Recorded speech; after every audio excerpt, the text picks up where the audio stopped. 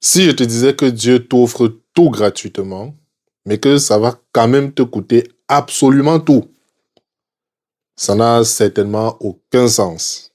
Et pourtant, c'est ce que la parole de Dieu nous enseigne dans deux textes précis qui semblent être d'ailleurs contradictoires. Dans un texte, il s'agit des prophètes, et dans l'autre texte, c'est la parabole que nous voulons particulièrement étudier ou alors regarder aujourd'hui. D'un côté, un homme dit « Venez et achetez tout gratuitement ». De l'autre côté, une parabole nous dit qu'un homme a vendu tout ce qu'il possédait pour pouvoir acheter une perle qu'il a trouvée. Alors la bonne question, le royaume des cieux est-il donc gratuit ou alors il faudrait payer quelque chose?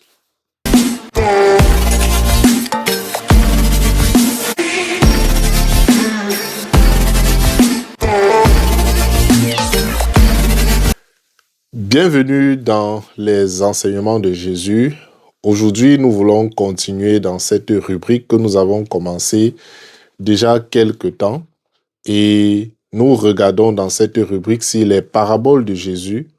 Nous revenons sur elles pour ressasser le message de Jésus-Christ. Qu'est-ce qu'il a voulu nous enseigner là au travers de ces paraboles? Et aujourd'hui, je m'intéresse particulièrement à une parabole qui est précieuse, autant précieuse parce que elle parle du royaume des cieux, comme beaucoup d'autres paraboles d'ailleurs, mais en fait, elle met l'accent aujourd'hui sur ce que ce royaume coûte véritablement. Et nous allons lire le texte pour essayer de comprendre ce que Jésus est en train de nous enseigner quant à ce qui concerne la valeur du royaume des cieux. Donc, je vais prendre ma Bible et nous allons regarder le texte ensemble. Alors là, j'ai ma Bible. Nous sommes dans Matthieu chapitre 13. Je vais lire à partir du verset 44. Il s'agit de deux paraboles très courtes qui sont en général toujours travaillées ensemble. Bon, je lis le texte. Le royaume des cieux ressemble encore à un trésor caché dans un champ. L'homme qui l'a trouvé le cache et dans sa joie, il va vendre tout ce qu'il possède et achète ce champ. À partir du verset 45 maintenant, le royaume des cieux ressemble encore à un marchand qui cherche de belles perles. Lorsqu'il a trouvé une perle de grande valeur, il est allé vendre tout ce qu'il possédait et l'a acheté. Amen. Matthieu chapitre 13, du verset 44 au verset 46. Alors, dans ce texte que nous venons de lire de Matthieu, nous comprenons deux choses que je veux relever et une troisième chose que nous allons voir quand nous allons entrer dans le texte du prophète Ésaïe.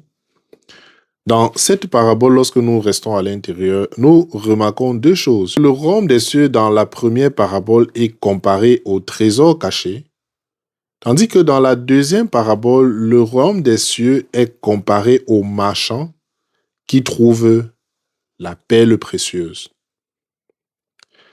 Je veux d'emblée de jeu dire en fait que dans ce temps-là, c'est une coutume, c'est récurrent des personnes qui vont marcher et trouver des trésors dans des champs. Parce que le système bancaire à ce moment-là n'est pas autant développé que le nôtre actuellement. Et dont les personnes avaient des cachettes, si on va dire ça comme ça, et ils creusaient dans la terre parfois pour cacher leurs biens, pour cacher leurs trésors. Et de la même manière que c'était de coutume de cacher des choses dans des terres, c'était aussi de coutume que des personnes, en fait, en travaillant dans leur champ, retrouvent, par exemple, des trésors que des personnes qui ne connaissent même pas avaient eu à cacher là, et peut-être qu'ils sont décédés aujourd'hui, ou bien peut-être qu'ils ne sont plus jamais revenus là. Vous vous rappelez, par exemple, en période de guerre, ou bien aujourd'hui, il y a des bombes même en fait qui sont retrouvées encore dans certains sites ou bien dans certaines régions qui ont été déposées là depuis des années, mais qui sont encore en train d'être retrouvées aujourd'hui. Donc c'est en fait la même chose qui se passait. Ce monsieur s'est levé un matin, il marchait dans un champ, il a trouvé ce trésor, il va partir, il va vendre tout ce qu'il avait pour venir acquérir le champ. Dans la seconde parabole, l'homme, il va sortir, il va voir une perle qui est différente de celle qu'il a vue déjà jusqu'ici. Et cette perle, on peut comprendre quel était le prix de cette perle parce que il va aller vendre toutes les perles qu'il avait déjà pour pouvoir obtenir celle-là. Ça veut dire qu'à ses yeux, celle-là aurait coûté au moins la valeur de toutes les perles qu'il avait déjà eu à collectionner jusqu'à ce moment-là. Et donc, il va vendre toutes ces perles-là afin d'obtenir cette perle précieuse qu'il venait de trouver. Donc, comme je dis, dans la première parabole, on voit en fait le royaume des cieux identifié au trésor caché. Dans la deuxième parabole, on voit le royaume des cieux identifié comme le marchand qui va trouver cette perle précieuse. Vous savez, dans les évangiles, Jésus, à plusieurs reprises, lui-même s'est identifié ou alors s'est présenté comme étant le royaume des cieux. Principalement quand il dit que le royaume des cieux s'est approché de vous. Jésus affirme cela. Et donc, si l'on reste dans cette même perspective en regardant cette parabole, alors nous dirons simplement en fait que Jésus serait comparé dans la première parabole comme ce trésor que cet homme a trouvé et il va vendre tout ce qu'il a pour pouvoir acquérir le champ. Et dans la deuxième parabole, Jésus est celui-là qui va trouver cette perle précieuse ou alors, disons, par ricochet, Jésus ou Dieu va trouver justement cette perle précieuse et il va se dépêcher en fait de vendre tout ce qu'il possède afin de l'obtenir. En réalité, quand je lis ceci, ça me fait penser à une question qui fait depuis le temps passé jusqu'à aujourd'hui toujours des débats ou des discussions quant au sujet de la prédestination. Il y a des personnes qui disent en fait que Dieu, il appelle ceux qu'il a choisis. Tout dépend juste de lui. Pourquoi est-ce qu'il faudrait que nous fassions d'efforts? Il y a des personnes qui disent en fait que oui, nous avons quelque chose à faire dans ça parce que nous avons notre part de responsabilité. Dieu nous donne certes quelque chose, mais c'est à nous de devoir l'accepter. Et quand je lis ceci, la remarque que nous faisons dans les deux paraboles peut aussi être un argument que l'on peut souligner ou alors apporter par rapport à cette question pour dire au final que les deux réponses sont vraies.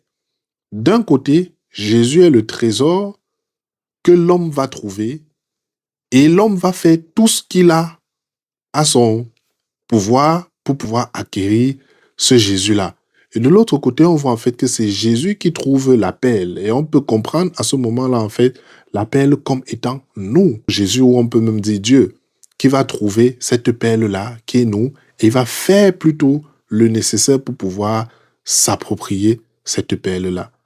Dans ce texte aussi, nous pouvons voir combien nous sommes précieux aux yeux de Dieu. Combien nous sommes précieux aux yeux de Dieu. Donc c'est ça, le premier élément que je voulais souligner dans ces deux paraboles, c'est que Jésus fait le pas vers nous, d'un côté, et de l'autre côté, nous faisons le pas aussi vers Jésus, ou alors nous faisons aussi le pas vers Dieu. La deuxième chose que nous pouvons relever dans ce texte, c'est que, bon, avant de revenir sur la deuxième chose, je fais une petite parenthèse sur les analyses théologiques qui peuvent être faites au sujet de ces paraboles.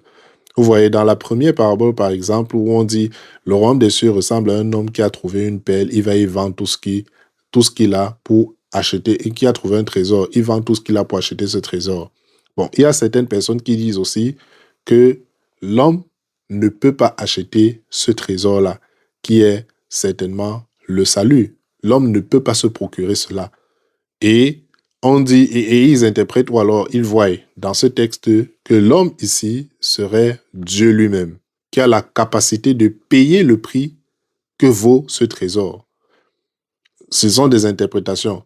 Il y a d'autres qui vont voir plutôt, en fait, dans cette parabole, Jésus comme étant le trésor plutôt qui est trouvé. Que ce soit l'une ou l'autre, on se rend compte, en fait, qu'on arrive à la même finalité lorsqu'on associe à ça la deuxième parabole. Parce que dans la deuxième parabole, on dit effectivement que c'est l'homme qui a trouvé la perle, c'est le marchand qui a trouvé la perle. Et que ce soit l'une des paraboles, dans la première parabole ou dans la deuxième parabole, on peut analyser parfois la perle comme Dieu ou parfois le marchand comme Dieu, l'un et l'autre dépendant de ce qu'il est en train de tirer comme message. Ça se discute entre les deux. Ouais, je ferme la parenthèse là parce que le but n'est pas de faire simplement une étude théologique là, mais le but pour nous en fait c'est de comprendre le message de Christ. Comment est-ce que cela peut se rapporter à nous, à notre situation, à notre contexte aujourd'hui, et qu'est-ce que nous pouvons vraiment tirer de cela? Donc la première chose que je partageais, c'était la tentative d'éléments ou bien d'argumentaire par rapport au sujet de la prédestination, où on comprend très bien en fait, oui, Jésus fait le pas vers l'homme, mais aussi l'homme fait le pas vers Jésus. Autant Dieu comme l'homme, nous avons tous des parts en ce qui concerne ce salut-là. Donc la Bible dit par exemple en fait que le salut sera révélé à la fin. Pour dire aujourd'hui, même si nous avons fait la rencontre avec le Seigneur, nous devons activement travailler justement dans cette perspective-là afin d'être réellement dans la foi lorsque le Fils de Dieu reviendra à la fin des temps et que ce salut-là nous soit accordé. Donc c'est ça, lorsque nous allons lire beaucoup d'autres textes par la suite, nous allons nous rendre compte effectivement que oui, nous avons une part de responsabilité autant que Dieu a sa part. La parole de Dieu dit aussi, par exemple, que si vous me cherchez comme un trésor, je me laisserai trouver par vous. Ce qui signifie que l'homme cherche. L'homme cherche. On va sur la deuxième chose que l'on peut comprendre aussi de ces paraboles. En réalité, dans les deux paraboles, il y a un même aspect qui est relevé. Vendre tout ce qu'il avait. Vendre tout ce qu'il possédait.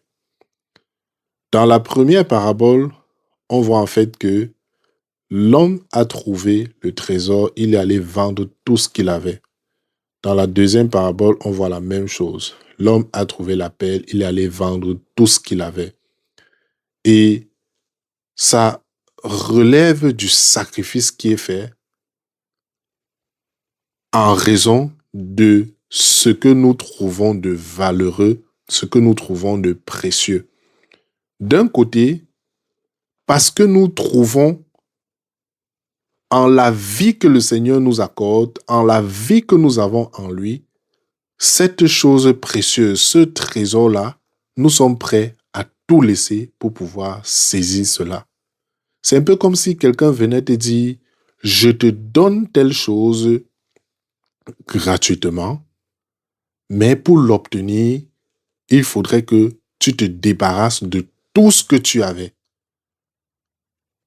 Et de l'autre côté, on voit la même notion du sacrifice. Dieu qui a trouvé cette perle-là, et il s'est dépêché d'offrir le sacrifice ultime. Dieu a payé le sacrifice ultime pour le salut de notre âme. Il n'y a pas de plus grand amour que de donner sa vie pour ceux-là que l'on aime. Et Dieu a montré justement à l'homme son amour qu'il avait pour lui en ce que, quand l'homme était encore en train de se détourner de Dieu, Dieu a envoyé son fils mourir pour ce pécheur-là. Dieu a donné tout ce qu'il pouvait avoir de précieux afin de gagner le salut de l'homme. Et de l'autre côté, une fois que l'homme a vu en Jésus ce salut, ce trésor, la parole de Dieu déclare, en lui nous avons la vie, le mouvement et l'être. Une fois que nous avons compris cela, nous sommes prêts à tout laisser. Nous sommes prêts à tout quitter pour pouvoir le saisir. Tels les apôtres, ayant vu en lui le Messie, ayant vu en lui celui-là que le Seigneur, que Dieu avait envoyé, ils étaient prêts à tout quitter pour le suivre, marcher à sa suite, défendre l'évangile de Christ jusqu'à la fin de leur jour. C'est ça. Donc dans la deuxième partie, nous réalisons en fait que dans les deux paraboles, il y a la notion de sacrifice qui se dégage pour pouvoir obtenir ou alors pour pouvoir maintenir cette chose précieuse que l'on a trouvée. Dieu va payer le sacrifice ultime pour racheter l'homme et l'homme va se débarrasser de tout pour pouvoir saisir véritablement le salut qui lui a été offert par Dieu. Maintenant, pour revenir sur le troisième point, ou alors pour aller sur le troisième point, et tenter de répondre à la question qui était posée au départ, finalement, qu'est-ce que cela coûte? Est-ce que c'est gratuit ou alors nous avons à payer quelque chose en ce qui concerne ce salut-là? Donc, je lis dans Ésaïe chapitre 55, je lis le premier et peut-être le deuxième verset. Donc, je lis, « Vous tous qui avez soif, venez vers l'eau, même celui qui n'a pas d'argent, venez acheter et manger. Venez acheter du vin et du lait sans argent, sans rien payer. Pourquoi dépensez-vous de l'argent pour ce qui ne nourrit pas? Pourquoi travaillez-vous pour ce qui ne rassasie pas? Écoutez-moi vraiment et vous mangerez ce qui est bon. Vous savourerez des plats succulents. » Amen. Dans ce texte, le prophète Ésaïe, qui délivre les paroles de l'Éternel, l'Éternel dit que nous venons pour acheter et pour boire à cette eau, pour posséder cela sans argent et sans rien. Comment est-ce qu'il est possible de payer sans argent? Comment est-ce qu'il est possible d'acheter sans argent? Donc l'Éternel est juste en train de dire une chose ici. Ça ne nous coûte pas un bien que nous pouvons trouver dans notre dimension charnelle, dans notre dimension humaine. Nous ne pouvons pas nous obtenir le salut de Dieu par ce moyen-là. Dieu est la personne lui-même qui pourvoit pour ce salut. C'est pourquoi ici il appelle à venir boire l'eau qui est déjà pourvue par lui. L'eau est déjà pourvue par lui. Et l'invitation serait juste à venir afin d'en recevoir. De venir afin d'en recevoir. Le salut de Dieu ne nous coûte pas de l'argent. Elle nous coûte de venir simplement à lui pour en recevoir.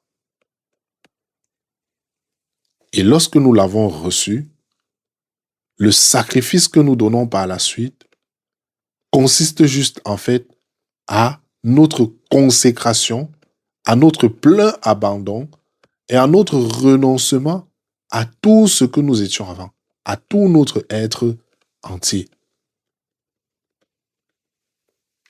Et au final, si on va voir cela comme ça, comme le prix, c'est peut-être ce que cela nous coûtera véritablement. Dieu nous donne cela gratuitement, mais elle nous coûtera le prix de donner absolument toute notre vie entière. Nous ne pouvons pas recevoir le salut que Dieu nous donne lorsque nous avons encore des réserves en nous, lorsque nous avons encore des retenues. Non. Dieu s'est donné totalement afin d'acquérir ce salut-là pour nous. Et pour que nous puissions recevoir ce sacrifice-là, nous devons nous donner aussi totalement. Nous devons nous donner aussi complètement. Nous devons nous donner entièrement. C'est ça que ce salut-là finalement nous coûte. Le fait de se donner complètement. Donc c'est ça. Voilà ce que nous pouvons tirer de cette parabole de Jésus en ce qui concerne le trésor caché que l'on va trouver, la perle précieuse que ce marchand va trouver. Dieu fait un pas vers l'homme, l'homme fait un pas vers Dieu. Pour Dieu comme pour l'homme, un sacrifice est mis en jeu. Dieu a payé tout pour que nous puissions être sauvés, rachetés, et pour que nous puissions recevoir ce salut, le rachat de nos âmes. Nous avons besoin de nous donner complètement, totalement. Dieu nous le donne gratuitement. Nous le recevons en donnant entièrement notre vie, en consacrant complètement notre vie. Et comme l'on a relevé cela dans le premier aspect, c'est que dans ces paraboles, nous voyons la notion de précieux, la notion de valeureux, quelque chose de valeur. Tu as une valeur aux yeux de Dieu. Et c'est ce qui a coûté le fait qu'il donne ce sacrifice, qu'il paye ce prix-là. Et ce salut de Dieu-là est précieux pour le rachat de ton âme. Et c'est aussi en raison de cela que nous sommes prêts à nous livrer entièrement, complètement à lui. Que le Seigneur te bénisse et qu'il te donne, alors que tu le désires, de le trouver véritablement. Selon que sa parole le dit, si tu me cherches comme un trésor, je me laisserai trouver par toi.